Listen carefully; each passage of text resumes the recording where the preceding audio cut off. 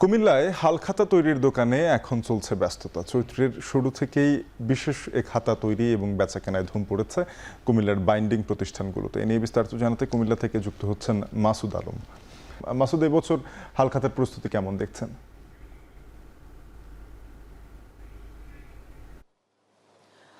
শাপিন, আসলে বাঙালির দরজায় কড়া নাড়ছে বৈশাখ। এই বৈশাখের সাথে কিন্তু হালখাতা একেবারে ওতপ্রোতভাবে জড়িত।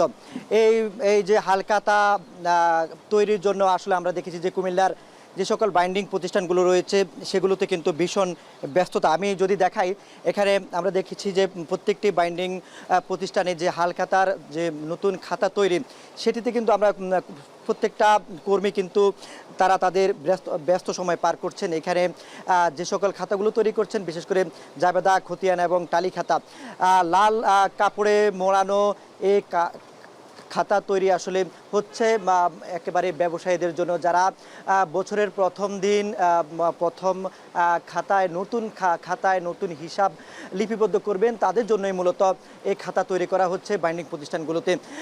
আমি যেখানে রয়েছি এটি হচ্ছে কুমিল্লার নগরীর পুরাতন চৌধুরী পাড়ায়। এই চৌধুরী পাড়া সহ কুমিল্লা নগরের রাজগঞ্জ, একই সঙ্গে নিউ মার্কেট এলাকায় কিন্তু এই ধরনের লাল কাপড়ে মোড়ানো বা যেটাকে আমরা বলি যে লাল শালুতে মোড়ানো যে খাতা, এই খাতা আসলে মূলত হচ্ছে বাঙালির যে ঐতিহ্য, নতুন হিসাব লিপিবদ্ধ করা এবং এই হিসাবের মাধ্যমে ক্রেতা বিক্রেতার সাথে যে একটা মেলবন্ধন তৈরি হয় এবং আমন্ত্রণপত্র জানিয়ে মিষ্টি বিতরণ করা হয়, একই সঙ্গে নানান ধরনের অনুষ্ঠান আয়োজন করা হয় এই হিসাব খাতা লিপিবদ্ধের মাধ্যমে। হাল থেকে আসলে হাল অর্থ নতুন, এবং এই নতুন খাতায় মূলত হিসাব লিপিবদ্ধ করেন। আমরা এখানকার ব্যবসায়ীদের সাথে কথা বলেছি, তারা আমাদেরকে জানিয়েছেন যে এই নতুন বাংলা বছরকে ঘিরে বা নববর্ষকে ঘিরে কুমিল্লার যে পরিমাণ খাতা তৈরি করছেন, প্রায় 1 লাখেরও বেশি খাতা তৈরি করা হচ্ছে।